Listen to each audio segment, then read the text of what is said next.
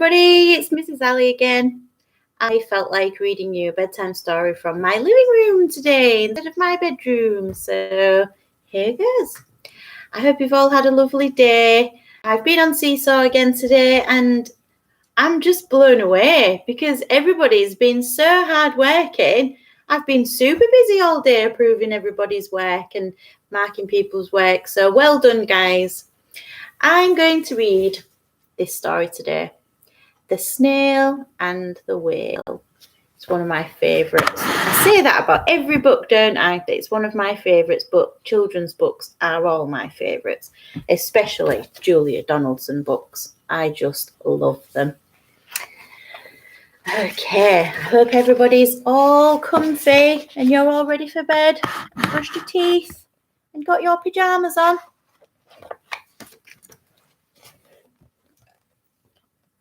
This is a tale of a tiny snail and a great big grey-blue humpback whale.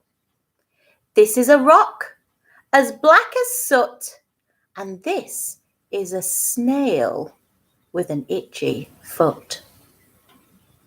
The sea snail slithered all over the rock and gazed at the sea and the ships in the dock, and as she gazed, she sniffed and sighed. The sea is deep and the world is wide. How I long to sail, said the tiny snail. It's funny that they say the snail's got an itchy foot because snails don't have feet, do they? It really means that he wants to travel.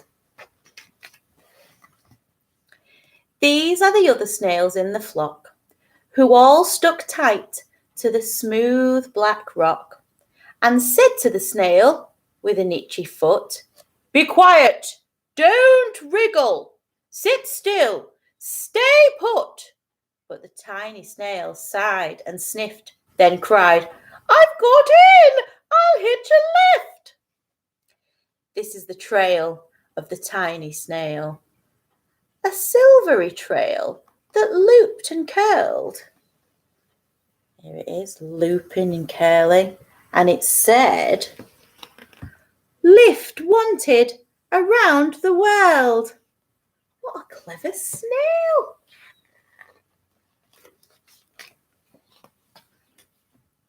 This is the whale who came one night when the tide was high and the stars were bright.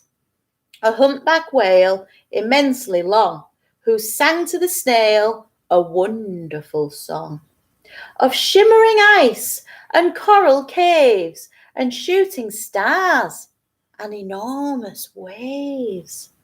And this is the tale of the humpback whale. He held it out to the starlit sea and said to the snail, "Come sail with me." Look at the whale. He's gigantic.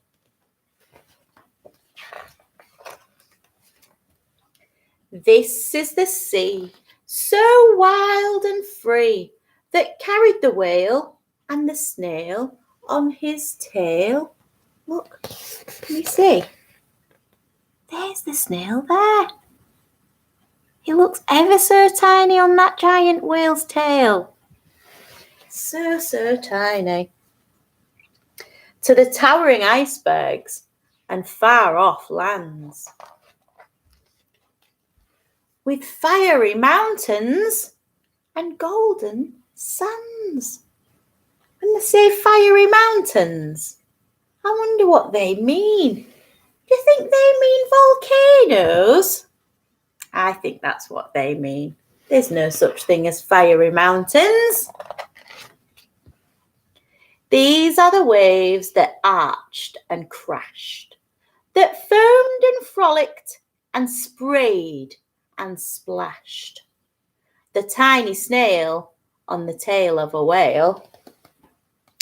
These are the caves beneath the waves, where stripy fish with feathery fins and sharks with hideous toothy grins swam round the whale and the snail on his tail. Look how fierce these sharks look. Or do they? Do you think they look fierce? I think it's probably just their teeth that make them look a little bit fierce. But they can't help having sharp teeth, can they? This is the sky, so vast and high, sometimes sunny and blue and warm, sometimes filled with a thunderstorm, with zigzag lightning, flashing and frightening the tiny snail on the tail of a whale. There's lots of rhyming in this story.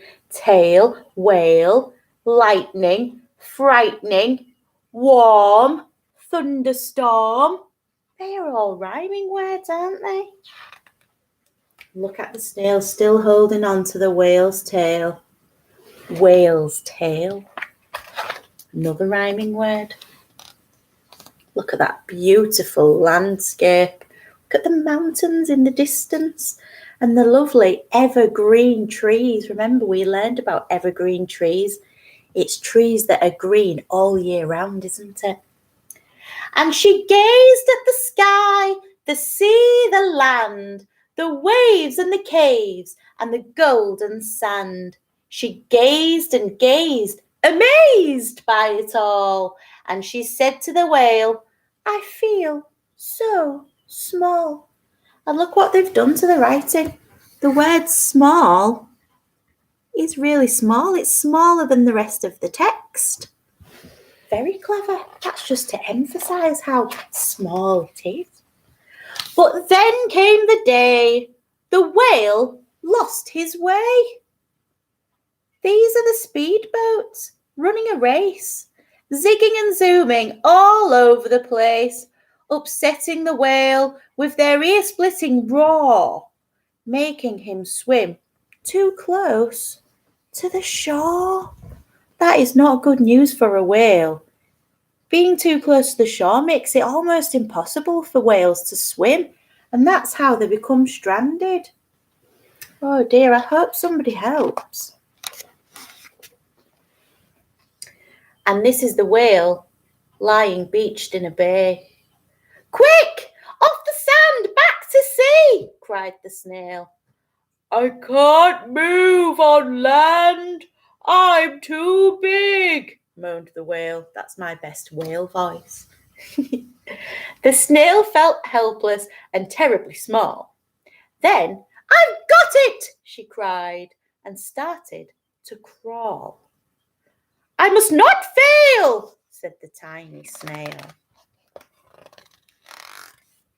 These are the children running from school, fetching the fireman, digging a pool. Oh, what a brilliant idea. Squirting and spraying to keep the whale cool. Look at the whale. He's so happy that some people have come to help. Look at all those kind people coming to help. Everybody's lending a hand.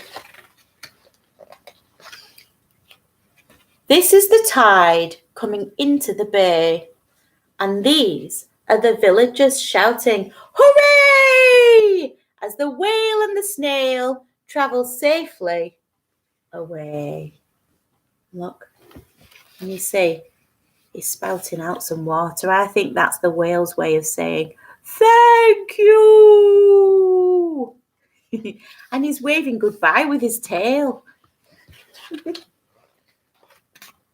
Back to the dock and the flock on the rock, who said, how time's flown, and my, haven't you grown? And the whale and the snail told their wonderful tale of shimmering ice and coral waves and shooting stars and enormous waves, and of how the snail, so small and frail, with her looping, curling, silvery trail, saved the life of the humpback whale. Then the humpback whale held out his tail, and on crawled snail after snail after snail. So the snail's brought on board his family. I say on board as if the whale is a ship. He's not a ship. But I suppose the snail's using the whale as sort of a ship, isn't he? But yeah, he's brought all his family along for a ride. And they sang to the sea as they all set sail on the tail of the grey-blue humpback whale. The end. Oh, I love that story. I hope you enjoyed it. I've got another Julia Donaldson story for tomorrow night. I'll give you a clue. It's about a creature who's got terrible claws and terrible jaws and a purple wart. Is it a purple wart? Might be an orange wart on the end of his nose. And he's got purple prickles going down his back. That's what's purple. It's not the wart on the end of his nose. And it starts with a capital G. It could be the Gruffalo. Could be the Gruffalo. I love the Gruffalo. In fact, yeah, I'm definitely going to read the Gruffalo tomorrow. Okay, guys, good night. Sweet dreams.